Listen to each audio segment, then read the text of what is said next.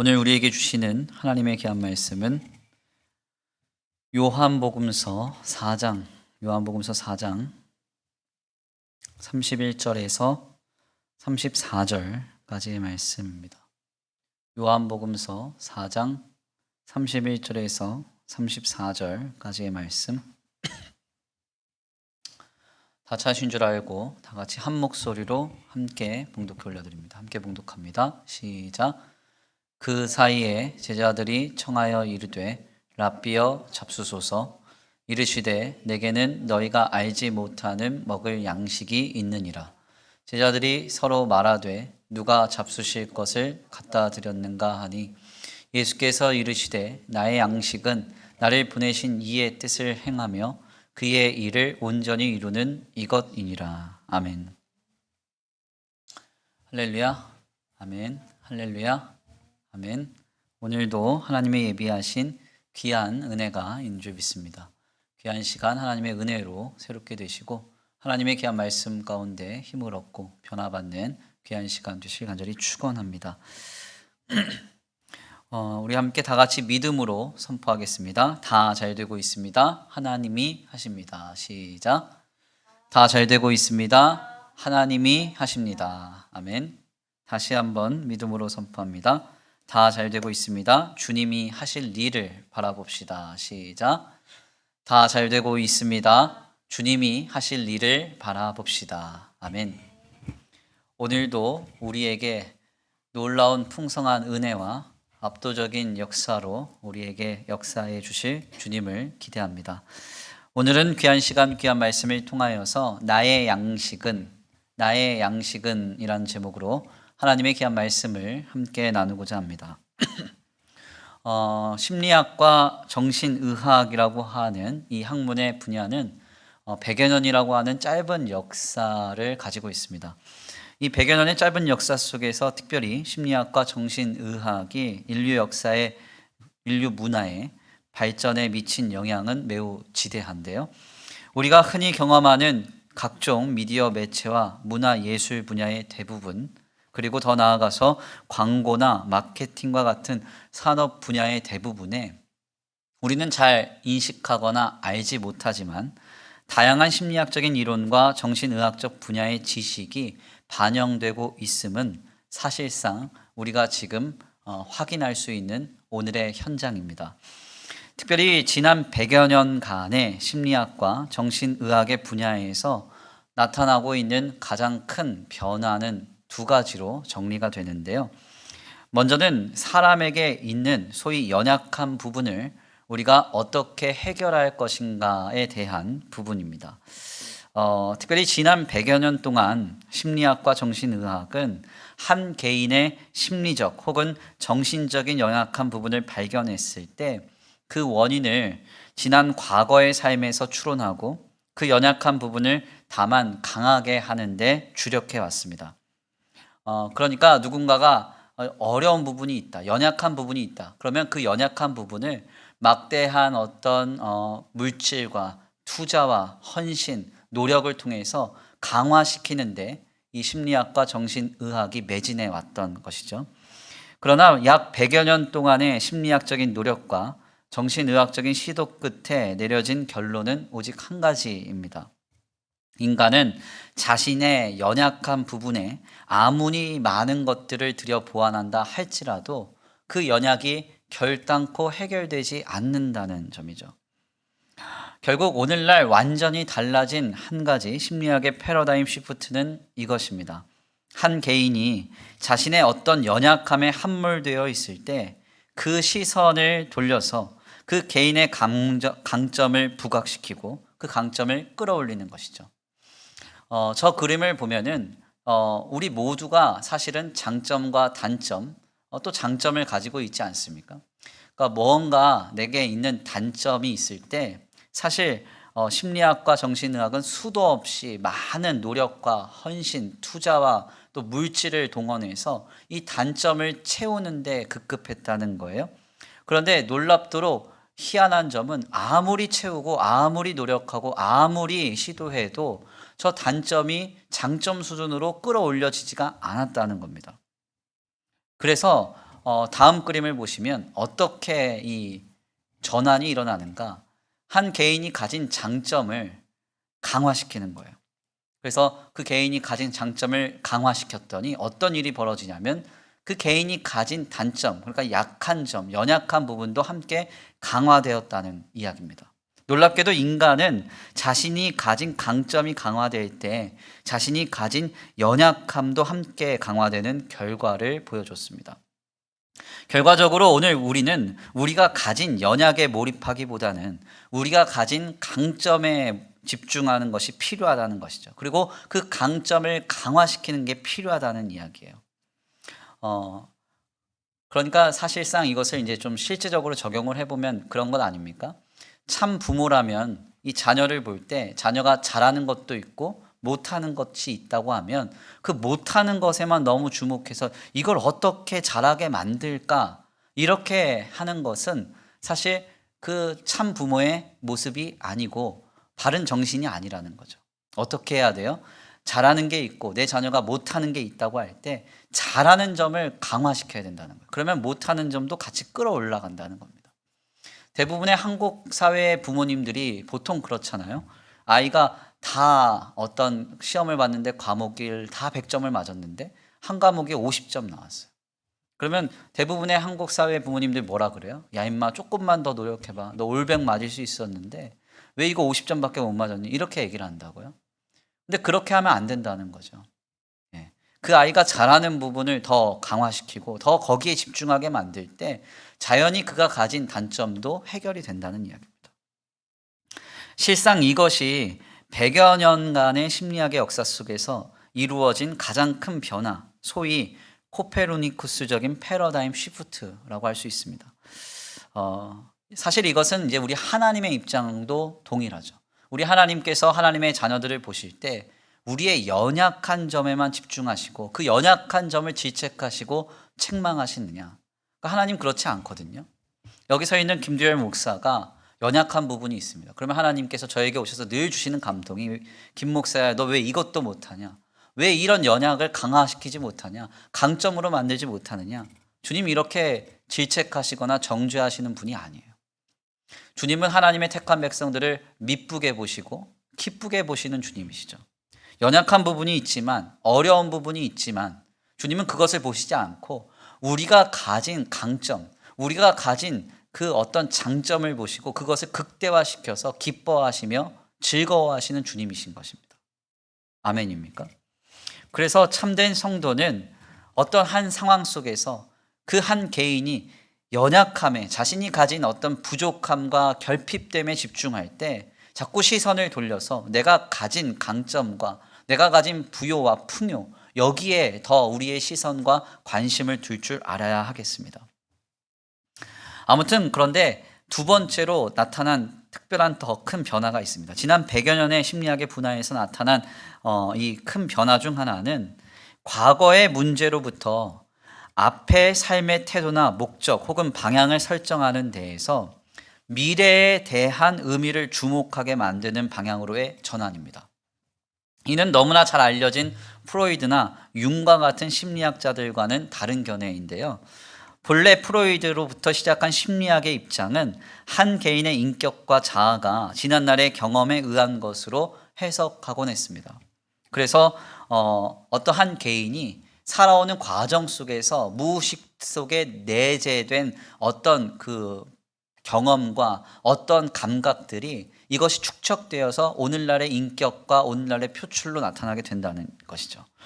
그중 특별히 프로이드는 성욕이라고 하는 욕구를 바탕으로 대부분의 문제적인 내용을 추론하곤 했습니다. 쉽게 말씀을 드리면 지난날에 무언가 해결되지 않는 욕구 불만의 경험들이 내재되고 축적이 돼서 오늘날의 한 개인의 심리적인 문제가 형성되었다는 것이죠. 그래서 그 문제점을 파악을 하고 그 과거의 경험들을 어떻게 해결하느냐에 따라서 앞으로 지금 이 현장의 문제를, 현실의 문제를 해결하고 앞으로 어떻게 나아갈 수 있는지가 결정된다는 입장이에요. 그러나 이것은 빅터 프랭클이라고 하는 학자에 이르러서 새로운 전환점을 맞게 됩니다. 이 빅터 프랭클은 유대인의 아우슈비츠를 경험했던 사람이에요. 그러니까 아우슈비츠가 뭡니까? 유대인으로서 본인은 전혀 잘못하지도 않았고 실수한 것도 없고 범죄한 것도 없는데 독일 나치에 의해서 아주 극단적인 고통과 고난을 경험하게 되는 현장이었죠. 해석되지 않은 인생의 고통의 문제 속에서 인간은 어떻게 삶의 의미와 목적, 방향을 찾는가에 대한 것을 깊이 고찰하기 시작합니다. 실상 늘 가스실의 연기가 자욱하게 보이는 죽음의 수용소에서 그가 발견한 것은 소위 로고테라피였어요. 로고테라피. 로고테라피가 뭡니까? 미래에 대한 의미를 재발견하고 미래에 대한 어떤 의미를 재설정함으로써 현실의 심리적 문제를 극복하고 자신의 삶을 새롭게 할 수 있다는 그 이론이에요. 사실 이 빅터 프랭클의 입장은 너무나 마땅한 것이죠. 우리의 오늘의 인생을 보세요. 우리가 살아가는 인생의 여정은 도대체가 해석이 되지 않는 문제들의 연속입니다. 합리와 이성으로만 우리의 인생을 영위할 수 있다고 하면, 마치 수학 공식과 같이 우리의 인생을 풀어갈 수 있다고 하면, 여기 계신 모든 성도들은 다 누구나 할 것 없이 분명하게 철저하게 계획하고 노력해서 모든 인생을 문제없이 영위할 수 있을 거예요. 그런데 과연 우리의 인생이 그렇습니까? 그렇지 않죠. 도저히 이해가 되지 않는 일들이 얼마나 많아요? 해석이 되지 않고 도저히 우리의 생각과 우리의 계획과 뜻과 맞지 않는 일들이 얼마나 실시간으로 우리에게 경험이 됩니까? 사실상 지난날 3월 28일 우리 교회가 경험했던 일들도 역시 그러합니다. 물론 그 3월 28일 날 이뤄진 일들을 보면 그 과정 속에서 아쉬운 점이 있죠. 안타까운 점이 있고 부족한 점이 있는 것도 사실입니다. 그러나 그렇다고 해서 우리가 지금 고통을 당하고 있는 성도들의 모습을 보면서 그들이 어떤 공식처럼 이렇게 어려움을 겪을 만큼의 원인을 제공했기 때문에 이렇게 어렵게 되었다고 그 누가 말할 수 있겠어요? 어느 누구도 이건 해석할 수 없는 문제죠. 가만 생각해 보면 이게 인생입니다. 이렇게 해석되지 않는 고난과 이해되지 않는 시련의 연속 속에서 우리가 과거의 일들로부터 늘 해답을 찾으려 하는 것은 한계가 분명히 있다는 것이죠. 결국 아우슈비츠와 같이 그 누구도 잘못하지는 않았지만 그 속에서 황망하게 겪는 고난의 문제에 직면한 빅터 프랭클은 분명한 결론을 내립니다.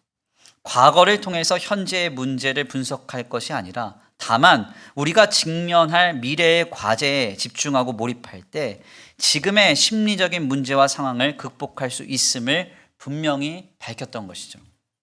이는 상당히 중요한 고찰이고 굉장히 중요한 심리학적 패러다임 시프트라고 할 수 있습니다. 굉장히 큰 전환이에요.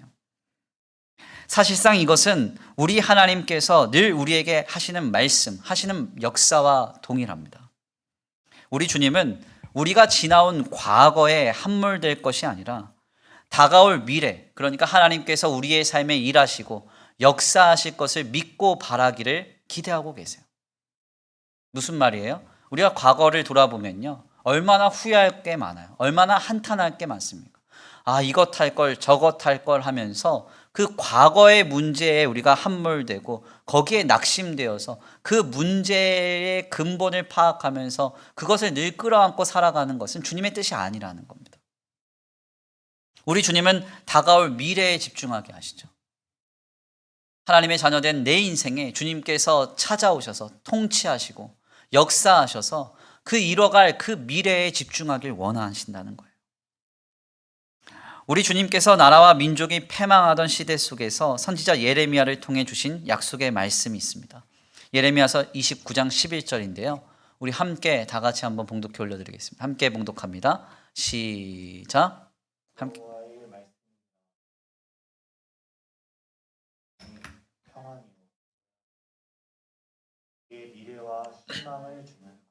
아멘. 주님 뭐라고 말씀하세요? 여호와의 말씀이라 너희를 향한 나의 생각을 내가 아나니 평안이요 재앙이 아니니라. 너희에게 미래와 희망을 주는 것이니라. 아멘. 이 말씀 너무 좋지 않습니까? 지금 예레미야의 시대 상황은요, 나라와 민족이 지금 멸망을 앞두고 있습니다. 패망을 앞두고 있어요. 이제 모든 것이 불타 없어지고 하나님의 성전마저 불탈 수밖에 없는 그 현실을 앞두고 있습니다. 그 현장 속에서 주님이 주시는 거예요. 너희를 향한 나의 생각을 내가 아나니 평안이요 재앙이 아니니라. 너에게 미래와 희망을 주는 것이니라. 이 말씀이 얼마나 큰 위로가 되고 소망이 되는지 몰라요. 제가 그래서 이 말씀이 너무 좋아서 우리 유튜브 채널에 밑에 보면 거기 설명 문구로 이 말씀을 넣었어요. 그래서 저희 교회에 지금 오셔서 온라인으로 예배 드리실 때 그 밑에 보면 이 말씀이 먼저 탁 뜹니다. 너무 은혜로운 말씀이죠. 특별히 우리가 본문의 말씀 속에서 주목해야 할 단어는 두 가지예요. 미래 그리고 희망이라는 말입니다. 먼저 미래라는 히브리 말 아하리트는 본래 마지막이라는 뜻이고, 희망이라는 히브리 말 티크바는 본래 끈이라는 뜻이에요. 여기서 희망이라는 이 말이 이 미래라는 말을 접속사로서 꾸며줍니다. 그러니까 끈이 마지막을 꾸며주는 거죠. 결국 성경이 말하는 바는 무엇인가 하냐면 한 가지예요. 하나님께서 마지막까지 우리의 끈을 놓치지 않으실 것, 그걸 말하고 있는 거예요. 무슨 말입니까? 지금 눈에 보이는 현실은 암담하고 참담합니다. 모든 것이 불타 없어지고 패망할 것만 앞두고 있습니다. 그러나 그 속에서 성도는 무엇을 바라봐야 하는가? 하나님께서 우리의 끈을 결코 놓치지 않을 것이다. 이것을 믿고 바라야 한다는 거예요. 결국 하나님께서 오늘 우리의 삶에 찾아오셔서 하실 일을 믿고 바라봐야 한다는 것입니다. 너희를 향한 나의 생각을 내가 하나니 평안이요 재앙이 아니니라. 너희에게 미래와 희망을 주는 것이니라. 내가 너희의 끈을 잡고 있다. 이 끈을 놓치지 않을 것이다.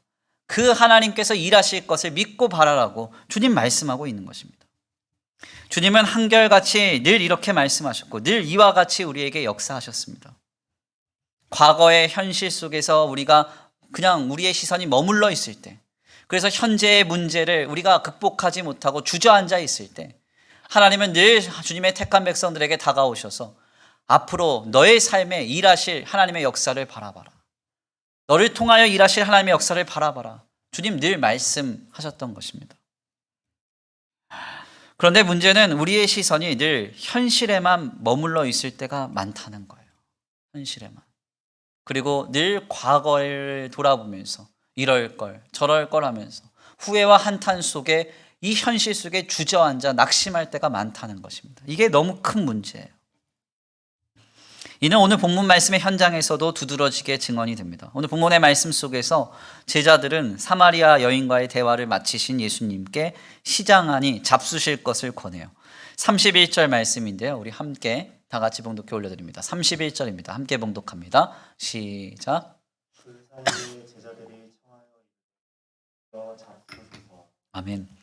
31절 말씀 보니까 사마리아 여인과의 대화를 마치신 예수님께 제자들은 잡수시라고 말해요.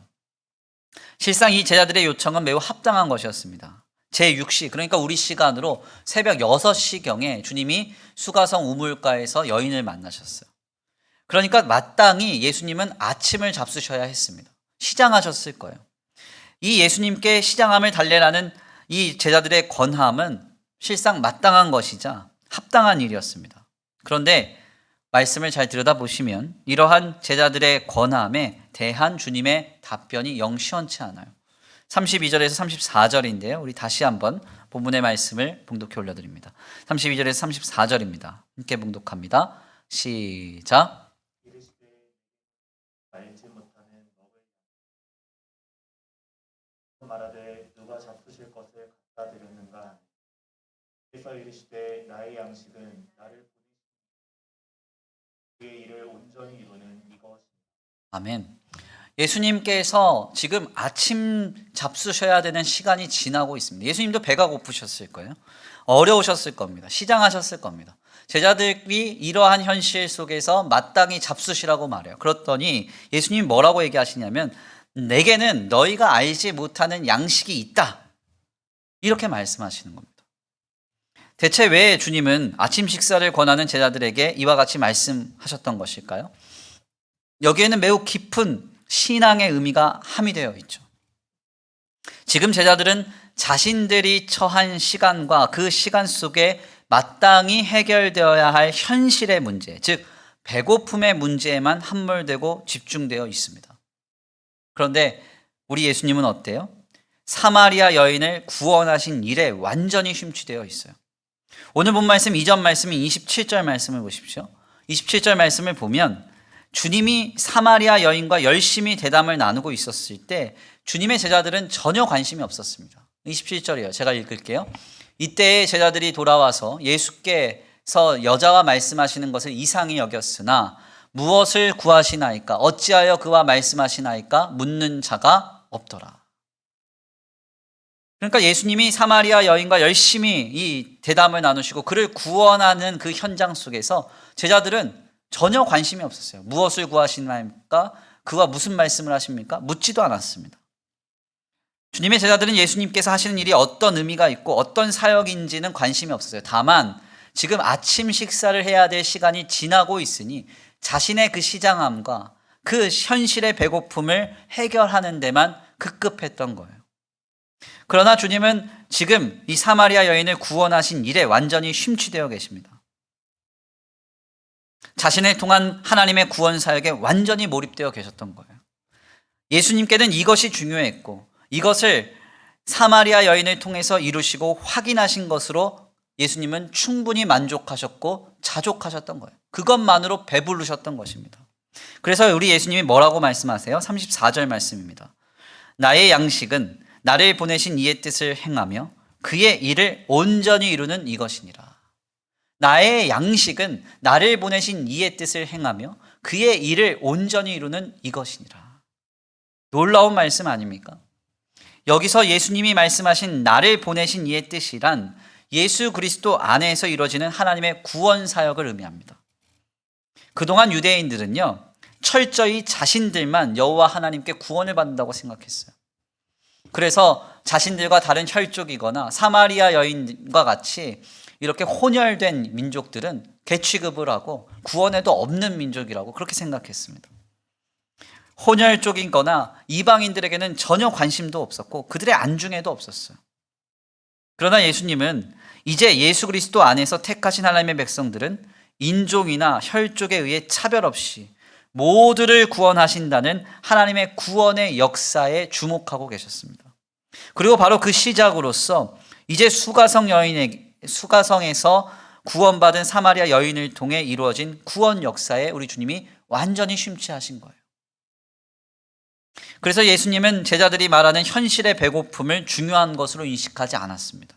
다만 앞으로 자신을 통하여 이루어질 하나님의 역사를 바라보면서 그 구원의 역사를 바라보면서 예수 그리스도를 통하여 완성될 하나님의 구원이 오늘 나의 양식이다.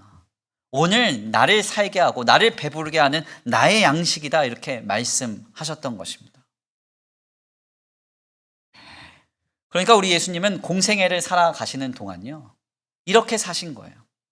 예수님의 공생애를 다루고 있는 복음서의 한결같은 증언을 보십시오. 우리 예수님은 현실의 문제 속에서 현실의 양식을 가지고 사신 분이 아니셨습니다.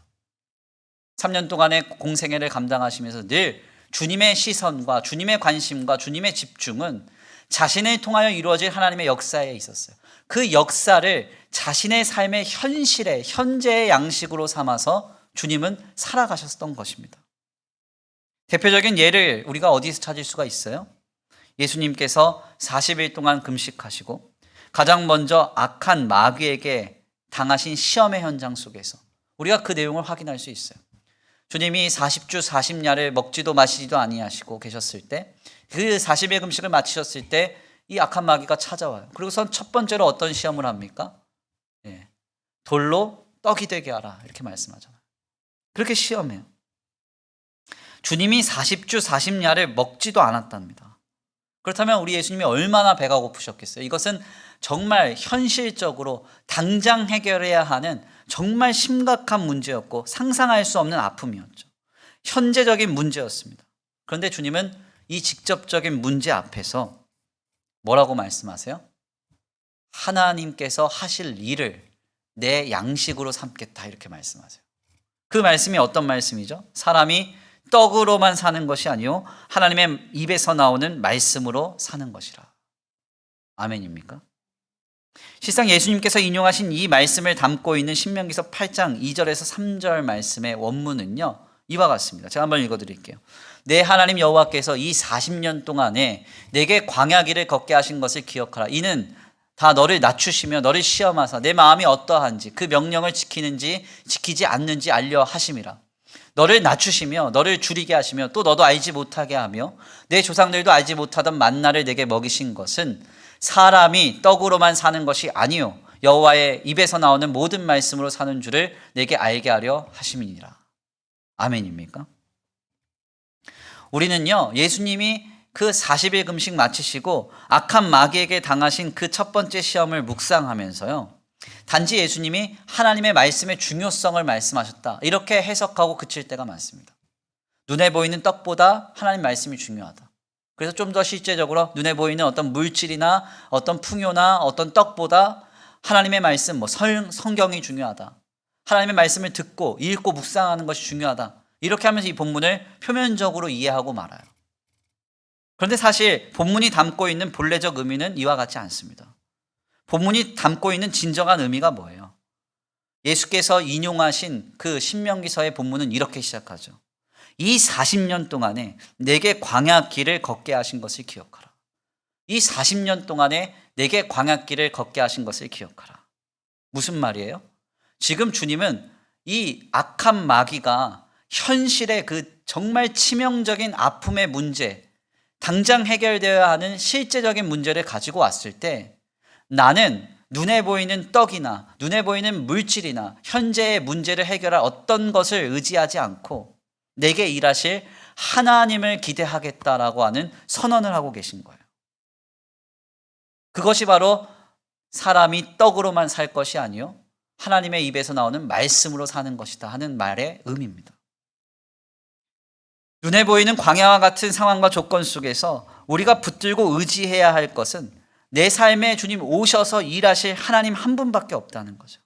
그러므로 눈앞에 광야와 같은 현실이 있다면 그 현재적인 문제에 집중할 것이 아니라 지금 내 삶에 찾아오셔서 앞으로 일하실 하나님의 역사를 믿고 바라보라고 주님이 말씀하시는 거예요. 너를 낮추시며 너를 줄이게 하시며 또 너도 알지 못하며 내 조상들도 알지 못하던 만나를 내게 먹이신 것은 사람이 떡으로만 사는 것이 아니요 여호와의 입에서 나오는 모든 말씀으로 사는 줄을 내가 알게 하려 하심이니라. 아멘입니까? 주님이 말씀하시는 거예요. 때때로 우리가 낮아질 때가 있습니다. 때때로 우리가 줄이게 될 때가 있어요. 그러나 그 속에서 우리는 이걸 어떻게 우리가 높아질 것인가, 이 줄임을 어떻게 해결할 것인가, 여기에 집중할 것이 아니라 나를 먹이시며 나를 입히시며 나를 인도하실 그 하나님의 역사를 봐야 한다는 것이죠. 주님이 하실 일을 보라는 거예요. 주님이 하실 일을 바라보라. 아멘입니까? 바로 예수님은 이러한 시선을 갖고 계셨어요.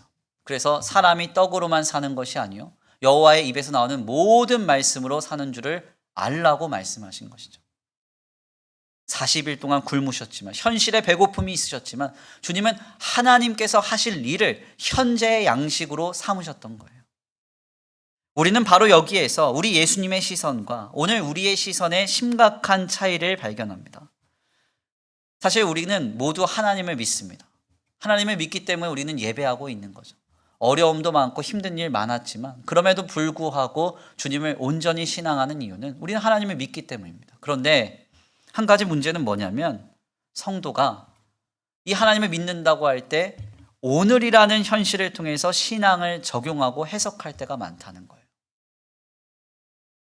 오늘이라는 삶의 현장 속에서 특별한 행운과 특별한 공급과 특별한 하나님의 역사가 있습니다. 그러면 하나님이 나와 함께 하시는구나.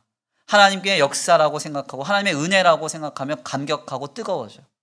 그런데 어떨 때 보면 애매한 고난이 찾아오고 이해되지 않는 문제가 찾아올 때는 그 현실 속에서 신앙을 해석하고 적용하니까 어떤 문제가 벌어져요? 하나님이 나를 내버려 두시는구나. 방관하시는구나. 함께 하시지 않는구나. 이러면서 낙심하고 실망하게 되는 것입니다. 현실을 통하여 신앙을 해석하고 적용하면요. 바로 이렇게 우리의 시야가 좁아지고 하나님의 역사의 그 현장으로 우리의 삶의 관점과 시선이 이르지 않는 것이죠. 그러다 보니 우리는 눈앞에서 사마리아 여인이 구원을 받는 그 놀라운 현장을 목도하면서도 제자들과 같이 현실의 배고픔에만 함몰되고 집중되어 살아가는 것입니다. 그러나 우리 예수님은 어떠했습니까? 우리 예수님의 말씀이 어떠했어요? 나의 양식은 나를 보내신 이의 뜻을 행하며 그의 일을 온전히 이루는 이것이니라. 아멘입니까? 우리 주님의 양식은요, 하나님께서 나를 통하여 이루실 역사, 그것이 현재의 양식이었어요. 하나님의 뜻을 행하고 그의 일을 온전히 이루는 것, 이것을 양식으로 삼으셨다는 거예요.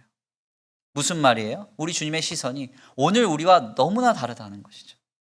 너무나 다른 관점, 너무나 다른 시선을 가지고 계신다는 거예요.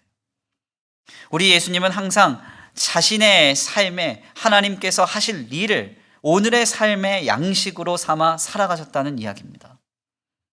중요한 점은 바로 여기에서 엄청난 본질적인 차이가 발생한다는 거예요. 오늘 우리의 시선과 예수님의 시선의 그 차이가 엄청난 그 다름을 우리에게 나타낸다는 거죠. 물론 현실의 배고픔은요, 실상 마땅히 고민할 만하고 견디기 버거운 일입니다. 그래서 청교도의 아버지라고 불렸던 윌리엄 퍼킨스는 그의 책인 주기도문 해설에서요, 우리의 이러한 연약을 잘 알고 계신 하나님께서 우리에게 우리 영혼에 대한 기도보다 일용할 양식에 대한 기도를 먼저 하게 하셨다라고까지도 해석을 해요. 그러니까 보통 윌리엄 퍼킨슨이나 다른 어떤 종교개혁자들에 따르면 주기도문을 6간구로 나누기도 하고 7간구로 나누기도 하거든요. 그런데 특별히 이 간구 중에서 오늘 우리가 우리의 죄를 사하여 준 것 같이 오늘 우리의 죄를 사하여 주옵소서. 그러니까 우리 죄를 사해 달라는 것은 우리의 영혼을 돌봐달라고 하는, 우리의 영혼을 대속시켜달라고 하는 영혼에 대한 기도인데, 이 기도보다 먼저 나오는 기도가 뭐예요? 간구가 뭡니까? 일용할 양식을 주옵소서 이죠. 왜 주님이 이렇게 간구의 순서를 잡으셨느냐? 윌리엄 퍼킨슨의 이야기예요. 우리가 연약하기 때문에 일용할 양식에 늘 넘어지고 늘 시험 들고 늘 낙심하는 것이 오늘 우리이기 때문에 주님은 간구의 순서에 있어서 우리 영혼에 대한 기도보다도 일용할 양식에 대한 기도를 먼저 하게 하셨다는 겁니다. 실상 우리는 이런 존재들입니다. 일용할 양식 때문에 시험에 듭니다. 현실의 배고픔 때문에 사마리아 여인이 구원받는 그 놀라운 현장을 보면서도 감격하지 못해요. 그냥 먹을 생각만 합니다. 현실의 결핍만 해결하기에 급급할 때가 많아요. 이게 우리의 인생입니다. 그리고 우리의 본질이에요. 우리는 그런 사람들이에요. 사실상 누군가가 현실의 배고픔 때문에 시험 들고 어렵다고 하면요, 그래서 그건 당연한 겁니다. 나쁜 게 아니에요. 잘못된 게 아닙니다. 어느 누구나 여기에서 자유로울 수 없어요. 여기 있는 김 목사도 마찬가지입니다. 김두열 목사가 정말 목사다운가 일용할 양식을 끊어보시라고. 그러면 정말 형편없는 존재인 게 나타날 거예요. 네. 일용할 문제, 이 일용할 양식의 문제 앞에서 자유로운 사람 아무도 없습니다.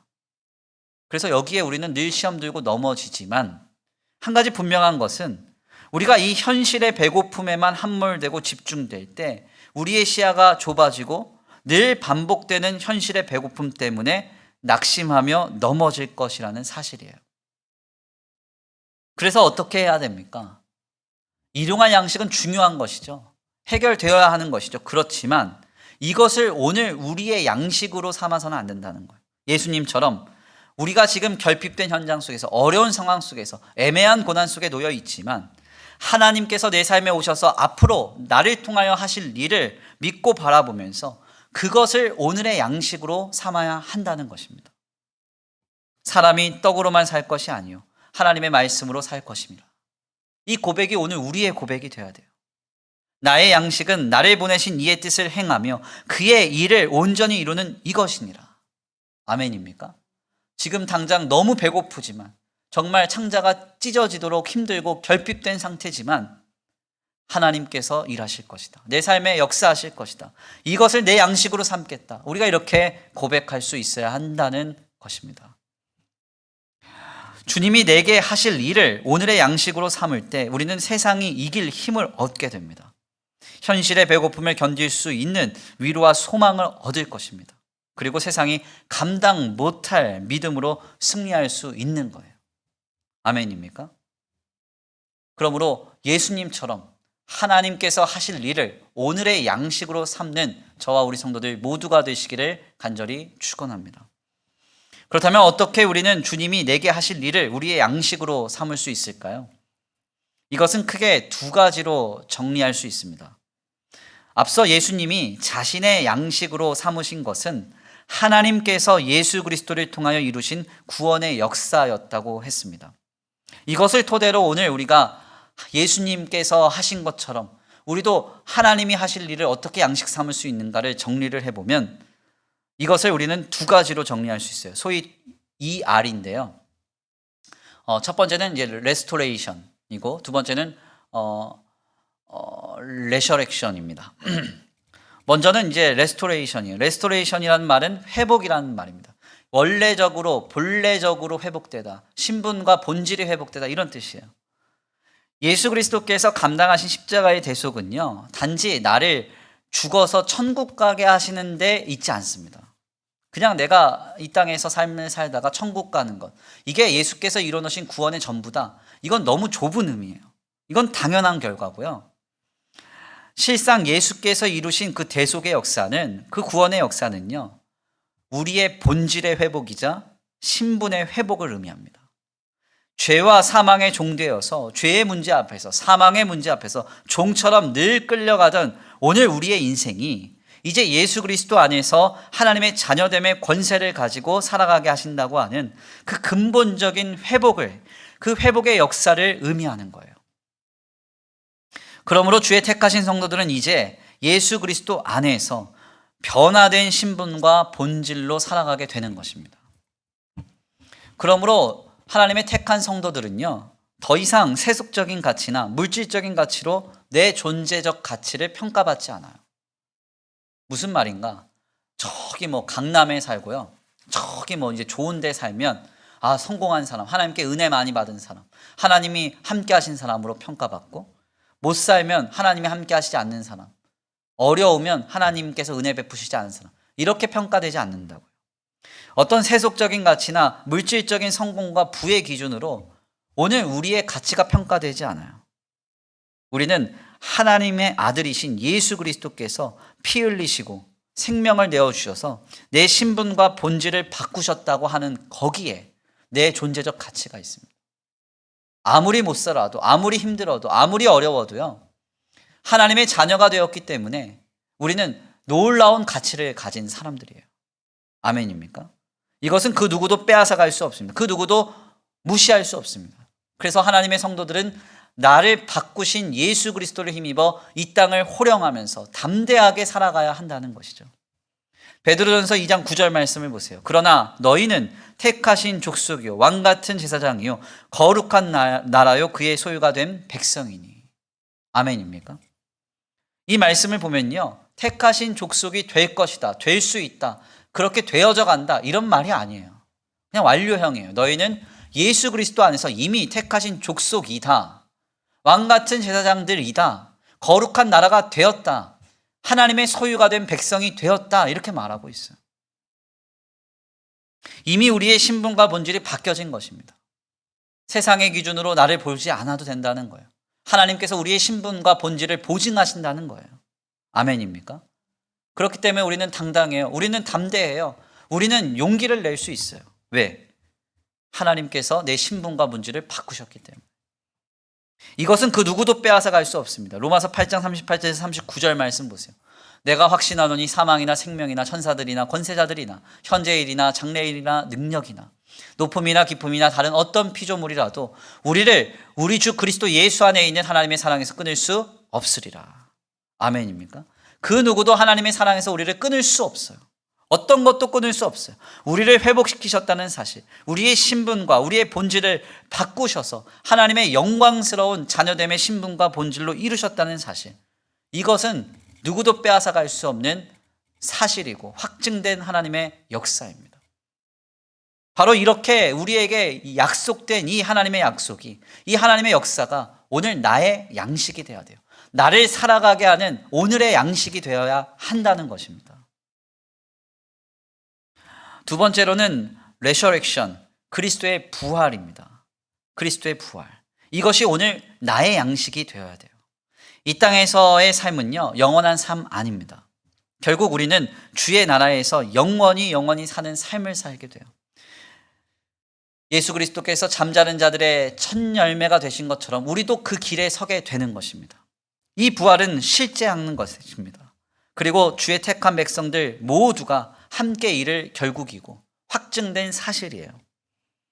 이 부활을 오늘 우리의 양식으로 삼을 때 성도의 인생은 완전히 달라집니다. 그 삶의 해석이 달라지고요. 반응이 달라질 수밖에 없어요. 우리가 현재의 고난 속에서 낙심하는 이유가 무엇입니까? 이 땅에서의 삶이 영원하기 때문에, 절대적이라고 생각하기 때문이 아닙니까? 그러다 보니까 이 땅에서 지금의 현실 속에서 우리가 낙심하고 실망할 때가 많잖아요. 그러나 그리스도의 부활을 나의 양식으로 삼아 보세요. 나도 예수님처럼, 잠자는 자들의 첫 열매가 되신 예수님처럼 그 길에 설 것이라고 하는 그 부활을 날마다 먹으면서, 날마다 곱씹으면서 살아가 보세요. 그러면 오늘 우리의 삶이 해석이 달라지고요. 반응이 달라질 수밖에 없습니다. 제가 언젠가 한번 강단에서 말씀드린 예화예요. 다니엘 곡성 수양관의 박영문 장로님께서 쓰신 믿겠느냐라는 책이 있습니다. 이 책이 이제 새롭게 개정 증보판 되면서 천국과 지옥을 믿습니까? 이런 책으로 또 바뀌었어요. 이 간증문인데요. 이 간증문을 보면 이 박영문 장로님이 원래는 정말 악한 분이었거든요. 그러다가 이제 천국과 지옥을 경험하고 완전히 변화되셔서 주님을 증거하다가 결국 소천하셨어요. 특별히 이 책의 간증에서 인상적인 부분이 하나 있는데 그게 뭔가 하냐면 자신의 형님이 암에 걸려서 돌아가시게 되었답니다. 그런데 그 현장 속에서 형수가 병원에서 쌀을 씻는데 콧노래로 찬양을 부르면서 쌀을 씻더라는 거예요. 그 현장을 보니까 자기 형은 암으로 죽어가는데 형수가 콧노래 부르면서 쌀을 씻으니까 얼마나 화가 나는지 욕을 한바탕 하고 하여간 막 소리를 질렀답니다. 근데 그때 그 형수가 뭐라고 했냐면 이 박영문 장로님 믿지 않고 악했던 박영문 장로님께 이런 얘기를 했대요. 이제 우리 남편은 더 좋은 곳 천국으로 가니까 나는 이렇게 찬양할 수 있다고, 노래할 수 있다고 이렇게 얘기했다는 겁니다. 이게 도대체가 이해가 안 되는데요. 이 박영문 장로님이 정말 악한 분이셔서 자기 아내를 죽이려고 처갓집에 불 지르려고 준비하시다가 정말 기적적으로 하나님을 만났거든요. 그래서 그 하나님 만난 자리에서 천국과 지옥을 경험했어요. 그래서 자기가 천국과 지옥을 경험하다 보니까 어떻게 이 기억이 다시 바뀌냐면 그때 그 형수의 태도가 이해가 되더라는 거예요. 이해가. 이게 무슨 말인가? 그리스도의 부활을 나의 양식으로 삼을 때 모든 사람이 해결할 수 없고 모든 사람이 두려워하는 죽음의 문제까지도 극복이 된다는 것입니다. 날마다 영원한 나라를 바라보며 그리스도의 부활을 나의 양식으로 삼을 때 그 성도는 죽음도 감당 못하는 성도가 된다는 거예요. 신자를 신자답게 살아가게 하는 양식이 과연 무엇입니까? 지금 예수를 그리스도로 믿는 오늘 우리의 양식은 과연 무엇입니까? 돈입니까? 주식입니까? 명예입니까? 어떤 조건과 형편, 소유와 지식입니까? 아니라는 거죠. 늘 과거를 돌아보면서 그때 그것 할 걸, 저것 할 걸, 이것 할 걸 하면서 사시겠습니까? 집을 좀 사놓을 걸, 주식도 좀 사놓을 걸, 전자화폐도 좀 사놓을 걸 이러면서 사시겠습니까? 더 나아가 코로나의 문제도 마찬가지잖아요. 코로나 문제 우리 교회도 터졌지만 그때 이렇게 좀 할 걸, 저렇게 좀 할 걸. 그러면서 그 과거에 함몰되어 살아갈 것입니까? 아니라는 것이죠. 오늘 우리의 양식은 과거로부터 기인되는 것이 아니라 앞으로 우리의 삶에 일하실 하나님의 역사가 되어야 한다는 거예요. 아멘. 신자는 예수 그리스도 안에서 하나님께서 이미 우리에게 약속하시고 확증하신 레스토레이션, 레저렉션, 회복과 부활, 이 두 가지를 날마다 양식 삼아 먹어야 합니다. 꺼내 먹고 또 먹어야 돼요. 힘든 일이 있습니까? 현실의 배고픔이 우리를 휘감습니까?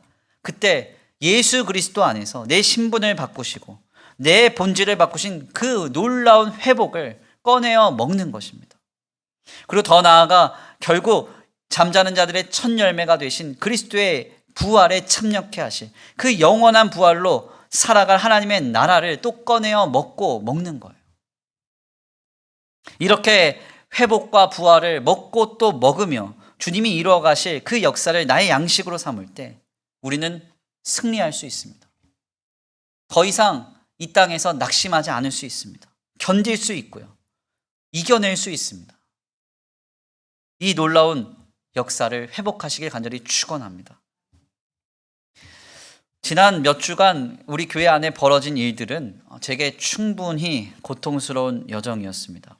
사실 많은 분들이 제게 많이 위로를 해주시고 우리 장로님들을 비롯해서 권사님, 집사님들 많이 전화를 주셨습니다. 너무 감사해요. 어떤 분들은 이제 저한테 그런 얘기 하시더라고요. 목사님, 우리 떠나지 않으니까 교회 너무 걱정하지 마세요. 목회 너무 걱정하지 마세요. 이런 얘기 했는데 제가 어려웠던 것은 목회 때문에 어려웠던 건 아닙니다. 사실 하나님의 교회는 하나님의 것 아닙니까? 주님이 은혜로 이뤄가시는 건 아닙니까? 지난 10년 동안 제 목회 현장 속에서 제가 한 일이 별로 없어요. 하나님이 다 하셨지. 그래서 목회에 대한 우려나 어려움 때문에 고통스럽진 않았습니다. 정말 제가 고통스러웠던 것은 성도들의 가정이 너무 걱정이 되었고 성도들의 생업이 너무 걱정됐습니다. 그리고 성도들의 안위가 너무 걱정됐어요.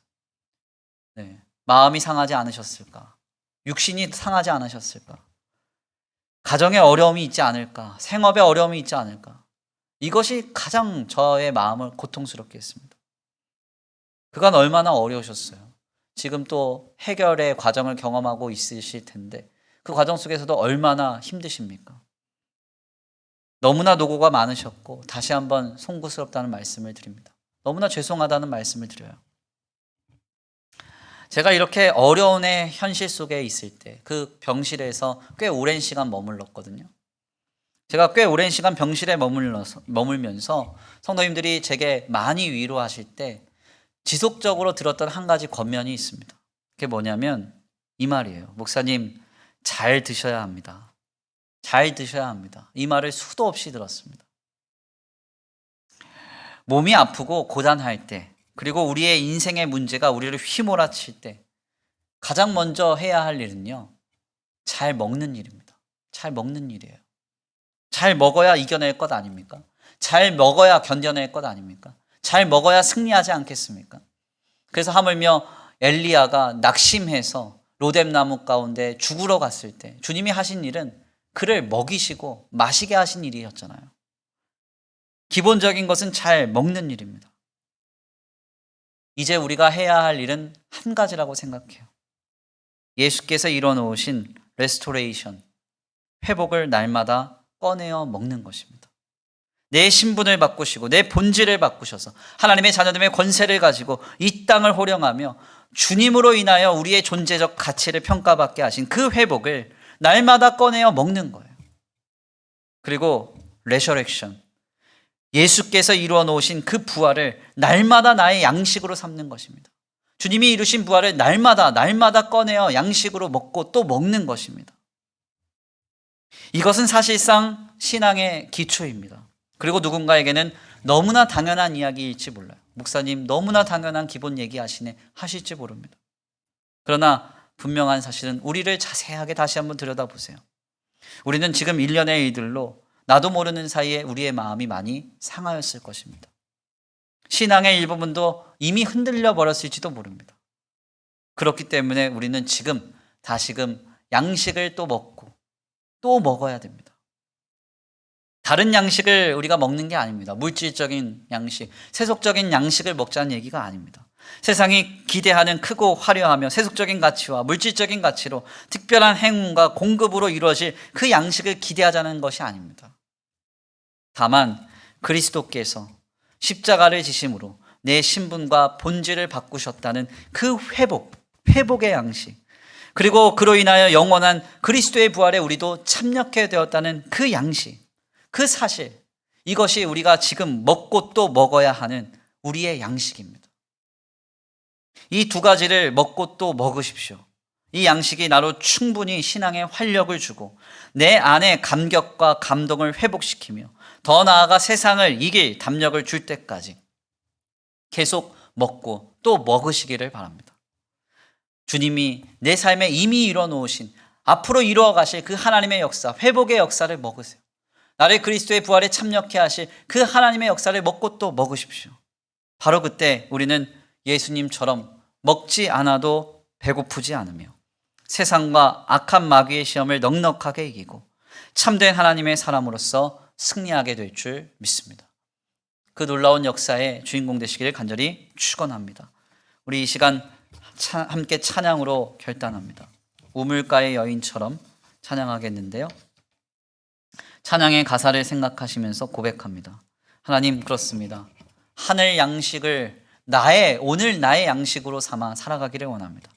예수 그리스도 안에서 우리의 삶에 이미 이루시려고 확증하신 그 회복의 역사, 부활의 역사를 먹고 또 먹으며 살아가게 하여 주시옵소서. 우리 결단하고 소원하시면서 주여 한번 부르시고 말씀 붙들고 기도 올려드립니다.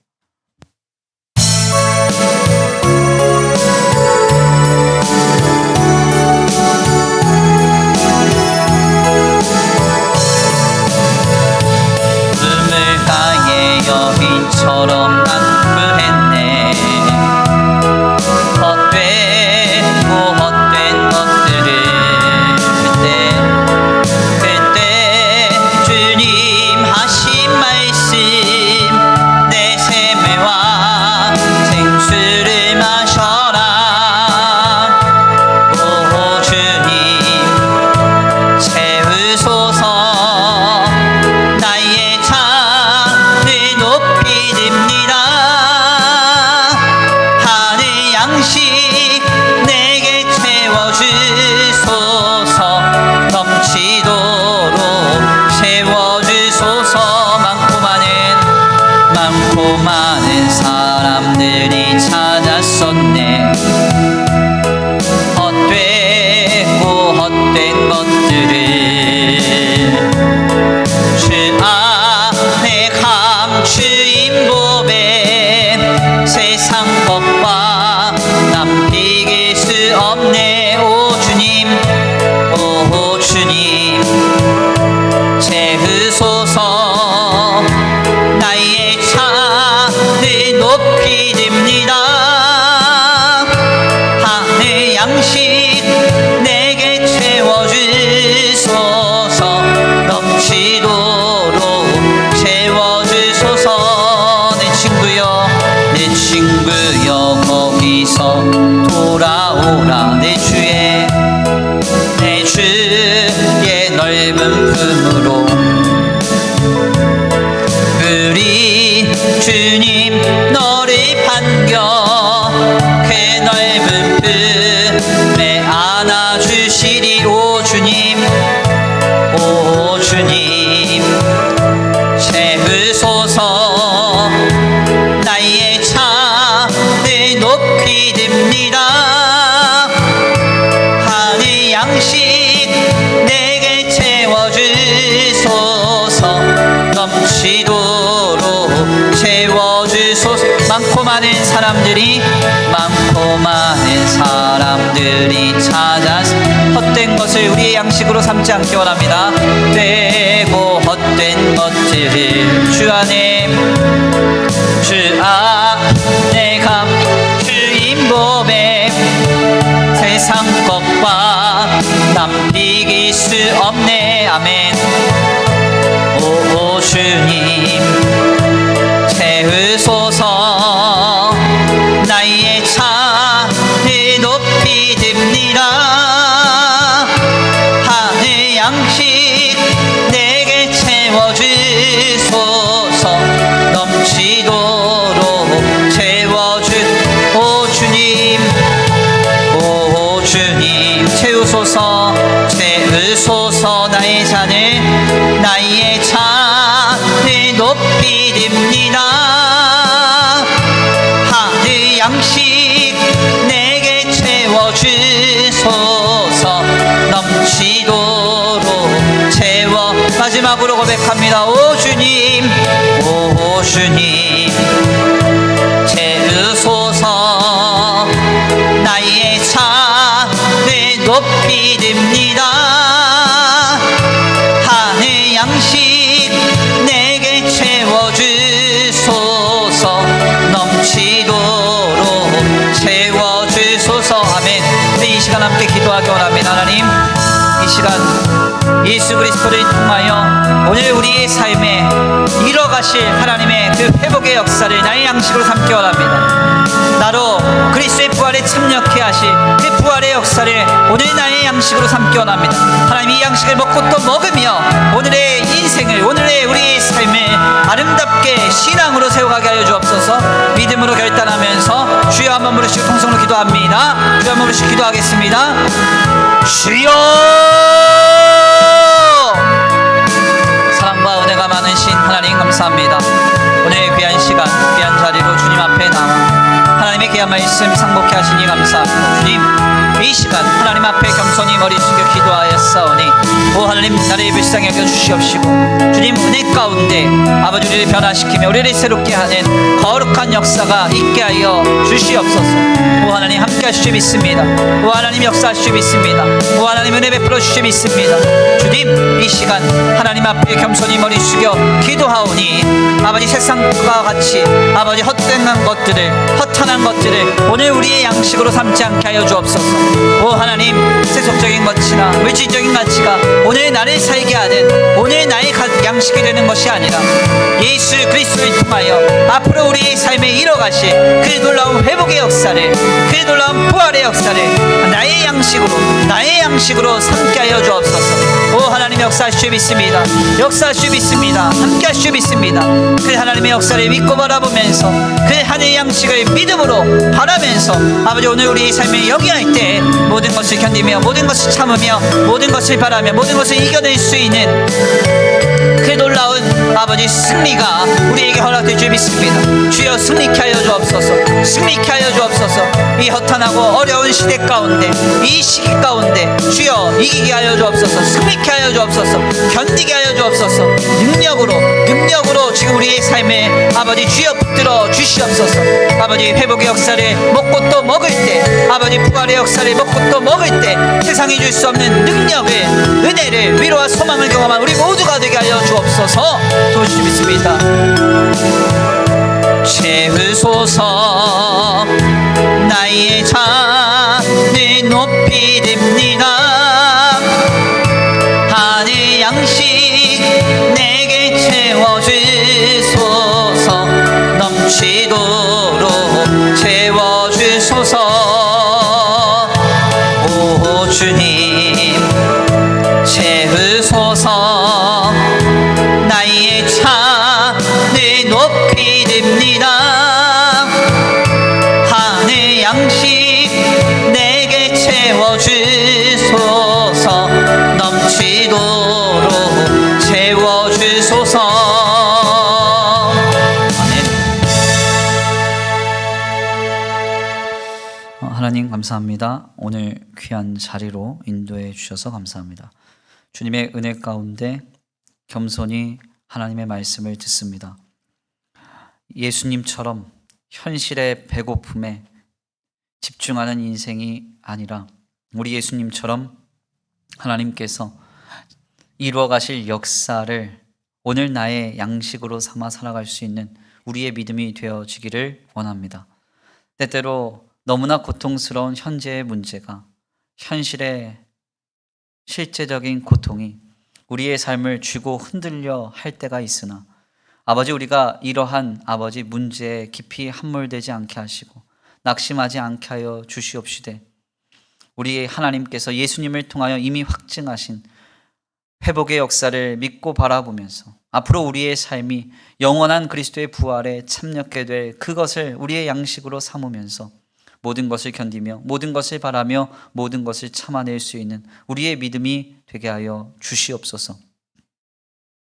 오늘도 귀한 예배 가운데 나와 하나님 앞에 아버지 귀한 예물 올려드리는 손길 위에 복의 복을 더하여 주시옵시고 이 예물이 쓰여지는 곳곳마다 영혼과 생명이 살아나는 역사가 있게 하여 주시옵시되 주님의 풍성하신 은혜와 사랑으로 덧입히시고 하나님의 놀라우신 은혜 가운데 아버지 우리를 새롭게 하는 역사가 아버지 그 가정과 생업 위에 아버지 있게 되도록 주님 복 내려 주옵소서. 특별히 아버지 이 어렵고 힘든 시기 가운데 우리 성도들의 가정과 생업을 복 내려 주시사 아버지 하늘의 공급으로 채워 주시옵시고 이삭의 흉년 속에서도 100배의 결실을 얻었던 놀라운 공급과 은혜가 더해지게 하여 주시옵소서.